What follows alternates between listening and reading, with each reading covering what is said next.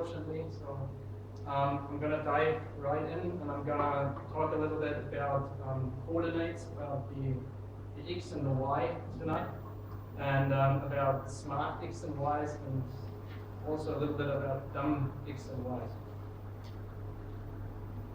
I'm going to start with a map. This map it's not an illuminated map taken from a satellite. This map shows the 4 square check-ins, about 500 million, I think, 4 square check-ins of the last recent period. And I think it's quite amazing how it really represents the shape of the countries, the shape of Europe.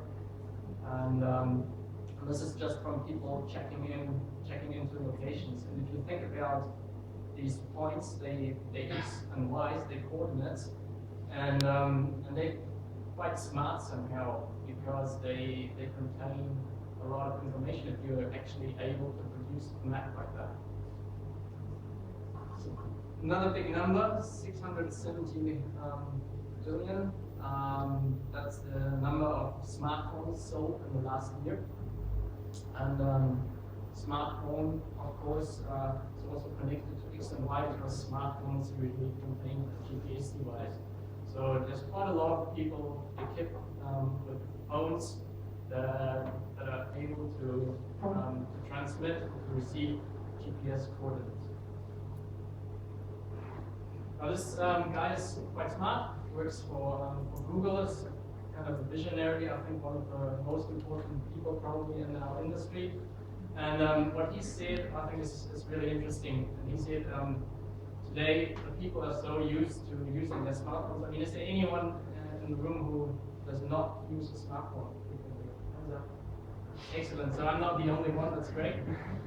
But most people today, they do use smartphones and they get quite used to the services, and they kind of rely on it. The way he put it is a bit extreme, I'd say, but as you see, it really can happen that that the phone or your location device lets you down. And what happened in Australia was that people that relied on the car navigation system got stranded, and then the car navigation system they used was the Apple Maps system, and that's something that was really surprising because everyone expected Apple Maps to be a big hit because everything Apple puts their hands on kind of works out great usually, but in this case it didn't, and it was a big disaster. And the police actually, they got worried because the people got directed into the desert, an Australian desert, you know what it means, no water, quite hot. So they were really worried that people could die from using these maps, which were kind of wrong. So what we learned from that, it's usually not just hardware, software, and having a famous brand, but it's also important to look at the data. And what you want to have in your applications is really smart data. So in order to explain what smart data is, I'm going to do it the opposite way around. I'm going to start with dumb data. So I found an example from a website of an Alpine hut, and they say we're open 7 days a week from 10 a.m. to 6 p.m. From 1st of May to October 31st. We have no rest day. From November, the touring hut is closed on Tuesday. I think it's actually quite good information, right? It's really good information, but it's kind of hard to query. Of course, you can do natural language processing and all these sorts of things, but to put that in a database is really tough. It kind of requires a human being to kind of structure it. So, so this in some way, while it's good information, is kind of dumb data. Another example of dumb data is one of the walks I did in winter, and I passed like a little hut, and I saw this sign, and there was this kind of schnitzel, say 500 meters, and the price was probably wrong by that time. And it's also not really smart because I'm a vegetarian. Doesn't really make me want to go there. So what is smart data? Smart data is digital. It is structured in one way or the other. It's geographic, the X and the Y again. Semantic, discoverable. You can actually find it when you look for it. You can reuse it, and you can adapt it to all sorts of different use cases. And a company that put that into practice is a media agency, media distribution agency in the US, NPR. And they set up a big platform, and they had the principle to create once, publish everywhere. So their idea was, let's structure messages, text, articles, in a way that we can reuse it in all sorts of different cases. For instance, they said, why don't we just have one title field with a long title? Let's have another title field with a shorter title, because on the mobile devices we don't have as much space. And of course you can just shorten it automatically, but it's not as nice, right? So they have two title fields and things like that. And if the all editors put data in that way, it's a lot more valuable, because you can do a lot more things with it afterwards. This box is sitting in my basement along with some other boxes, and it took me a lot of effort, this box. Why? Physical effort, because when I moved house last year, I had to carry these boxes over, and they're quite heavy. There's a lot of magazines in there. And the other effort it took me, and that was even more challenging, was the psychological effort, the discussions with my wife. She was like, "You're not going to take this." And I'm like, "No, there's no way I'm going to throw this away. I've collected this for years and years, and it's like a treasure to me. There's really good content in there. You grab any of these, open them up, there's really good articles in there. It's so good, I'm not going to throw it away." So, end of the story, they're still there. And if you grab something and you open it, there's a great story in there, I can tell you. It's really good. But, in some ways, the way it is, it's really dumb data, because if I want to go away on the weekend, what am I going to do? Am I going to go in the basement and dig through all the magazines? No, I know there's this article, and I know it's in there somewhere, but I'm not going to go down and dig through the box. So, what are we going to do? And how are we going to turn this into what they call smart coordinates? Let's start off with the X and the Y again. And now let's see what we can do to enhance that data to make it smarter.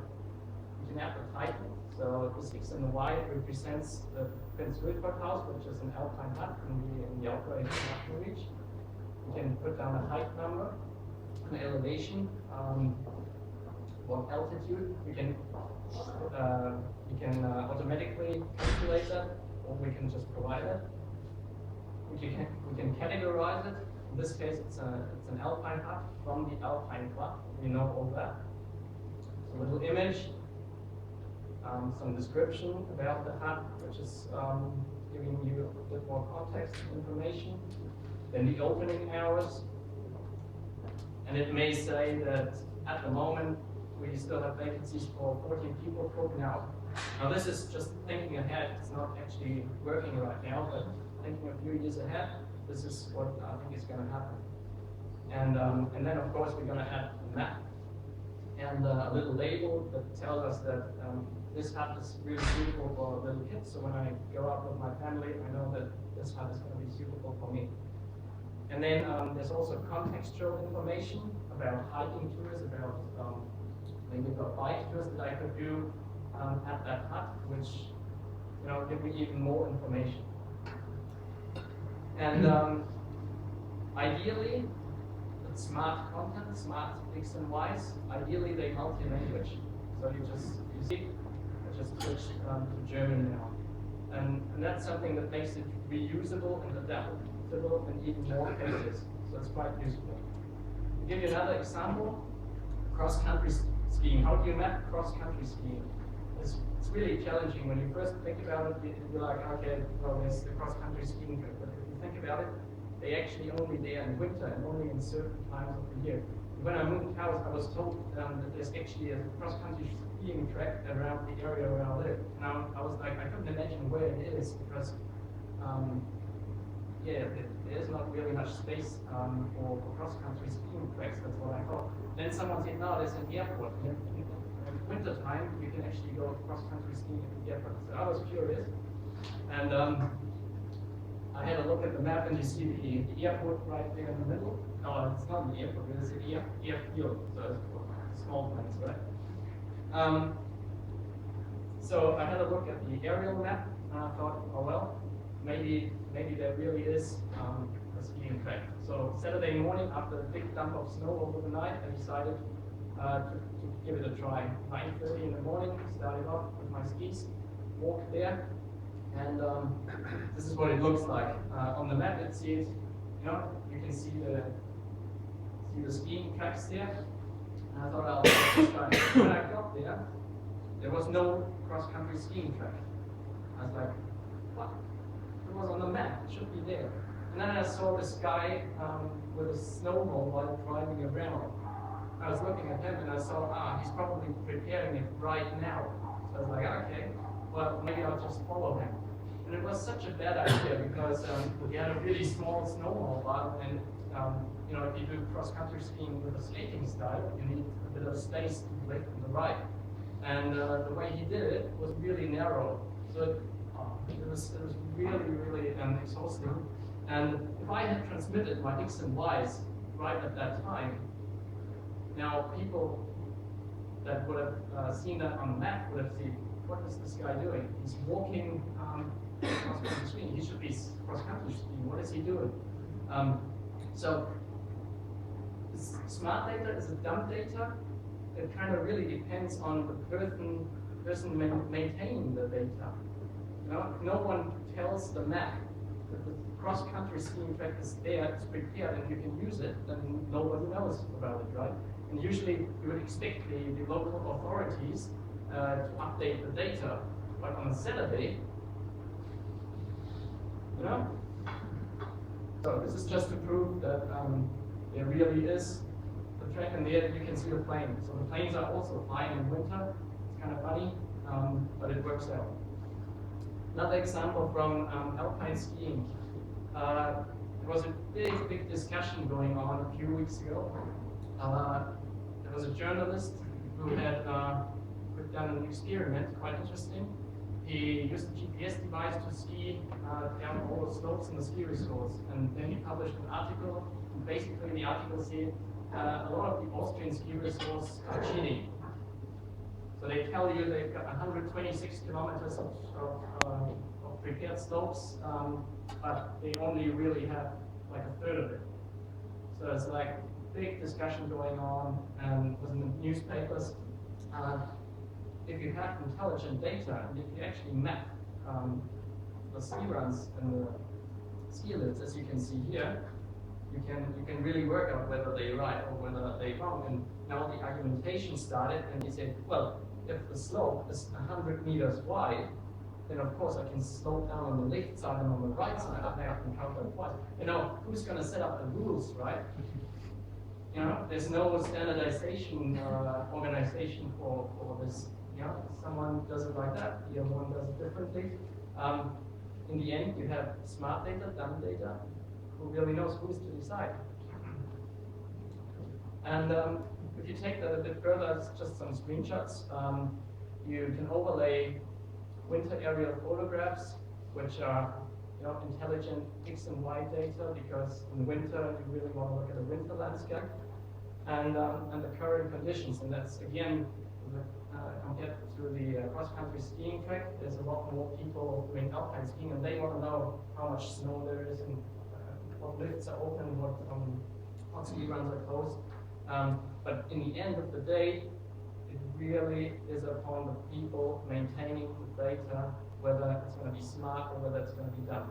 And that's something that you really got to think about when you set up your workflow, how the data gets into your applications. Now in our platform, we're building up, ALPSTEIN.com, we have a concept of layering geographic information as different layers. At the bottom there's the maps, different maps for summer and winter, and you've got the hiking networks and the cycling networks, and you've got layers for instance, about with weather information or with tours or UI data on top. And I'm gonna show you a few maps because it's about topical maps today. So here's some maps. This is a map Alpine area, and other than the Google Maps or the Here Maps as well.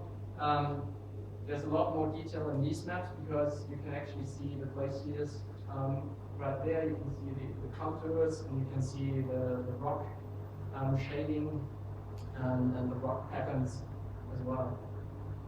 And there's hybrid maps where you put in the ski lifts, for instance, where you have the walking tracks in there. So that's just different maps that we produce on the platform because people like you and me, when they want to plan their outdoor experiences, everyone has a different approach to it, and everyone is is interested in different contexts.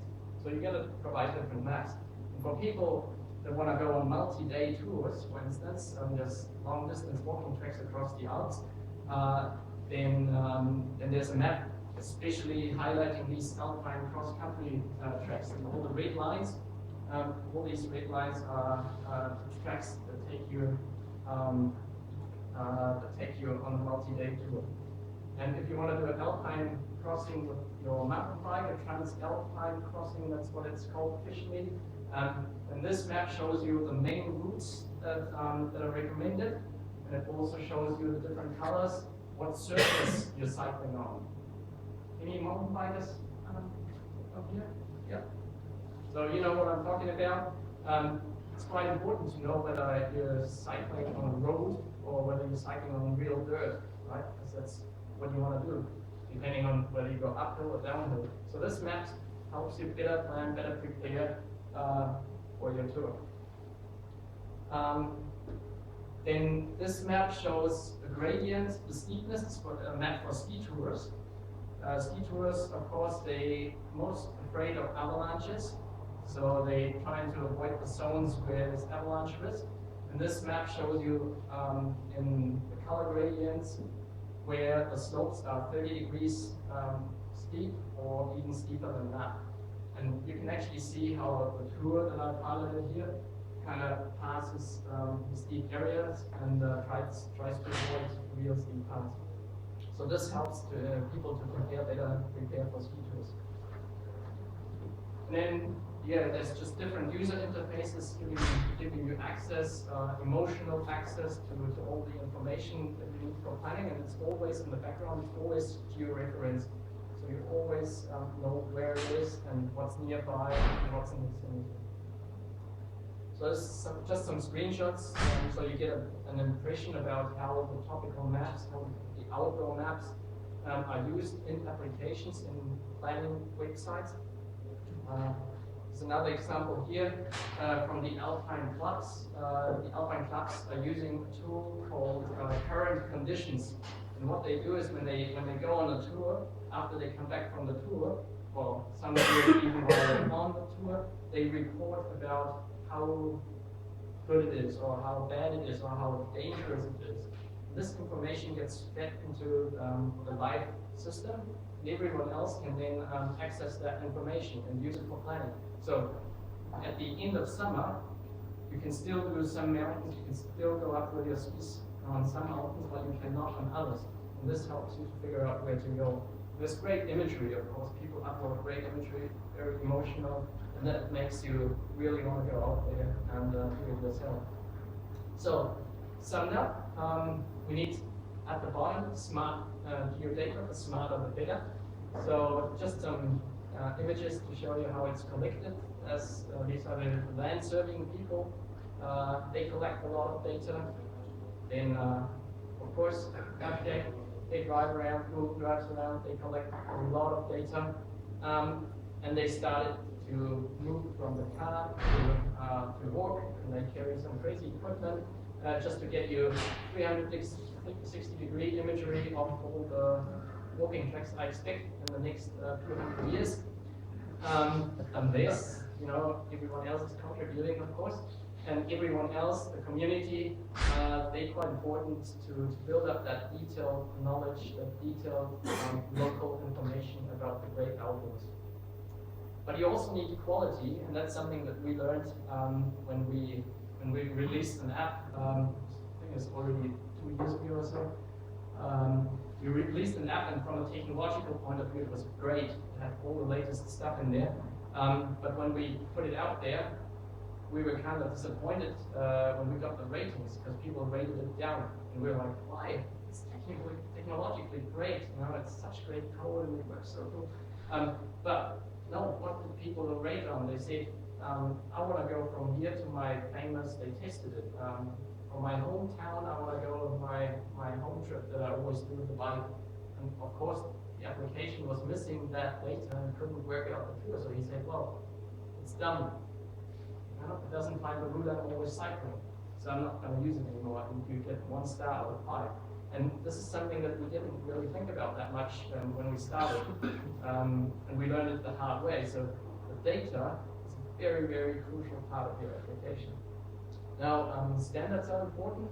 For instance, with the snow heights again, if the ski resorts report the snow heights, everyone's doing it differently. Wherever you go, everyone's doing it differently. Someone will give you information about whether one lift is open or closed. The other one will just say, oh, my whole ski resort is open or closed, but I'm not going to tell you how many lifts there are. So you got a big variety of data that you need to figure out what to do with it. Then we got sensors, a lot of new sensors that are coming up. For instance, sensors that will measure your breathing and will work out how you feel based on your breathing. It's very early stage, but I think we can expect a lot of these self-measurements, self-quantified self. This is a website that you can, may want to have a look at. The self-monitoring trend, which is really starting to take off. And of course, context makes a big difference whether I'm going to go as a family or whether I'm going to be by myself. It makes a big difference whether the weather is good or whether the weather is bad. It makes a big difference whether it's early in the morning or late in the evening. And only if you do have smart data, you'll be able to really respond to this context to deliver the right information in your application. And in order to do that, you need intelligent software. So the engineers, they need to work out clever things, work on clever code.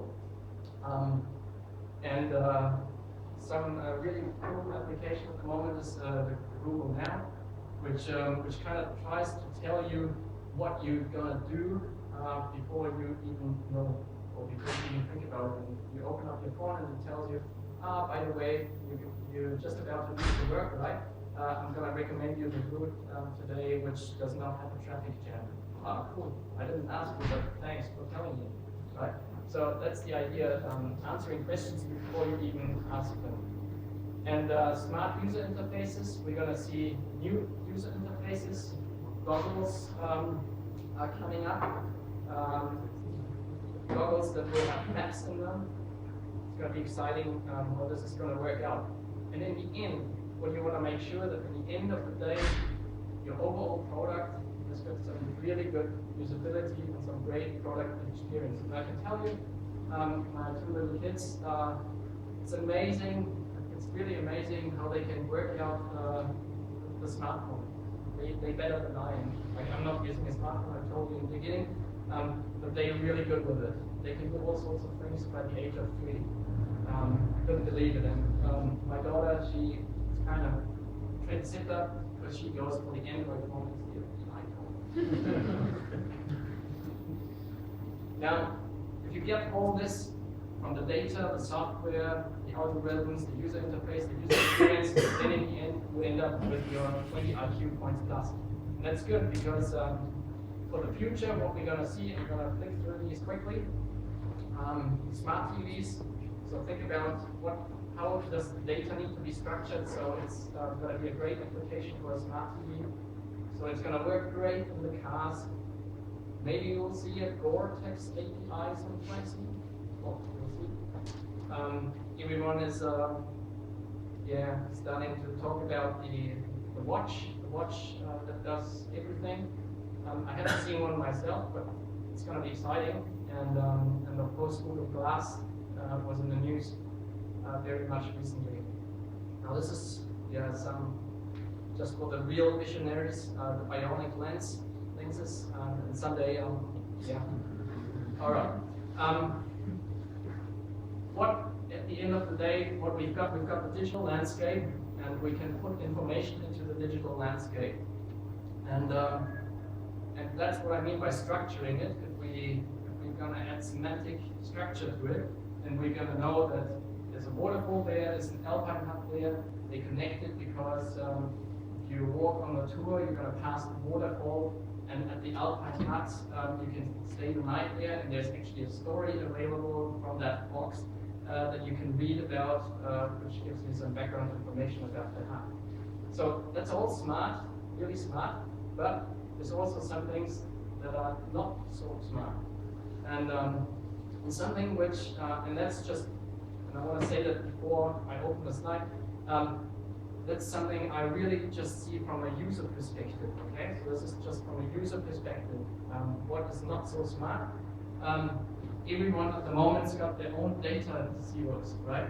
So Google's having the mapmaker project, and they creating their digital earth, their digital world, and Nokia's doing the exact same thing. In some areas more advanced, in some others a little bit behind, but they all doing the same things. And Apple is probably going to start, or has already started, to build their own digital world, and ALPSTEIN does it as well. ALPSTEIN, of course, provides the data again, but in the end, to me, and to me as a user, I don't care. If I'm a business owner and I want to have my business, my opening hours available, I don't want to go to Google and to Nokia and to Apple and to OSM and just make sure it's up to date.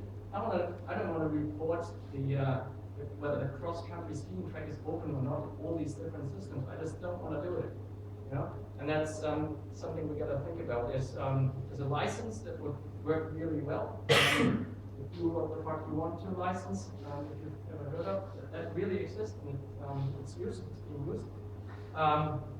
So maybe this is a way. But in the end, what I think smart data is really important. And we gotta find some standards. For open data, because otherwise I think it's gonna end up in this huge mess. But it's definitely gonna go for open data. Smart data equals open data. That's at least what I think. So thank you very much for listening. And if there's questions, I think there's got about 5 minutes or so before I need to shoot up. Thank you very much.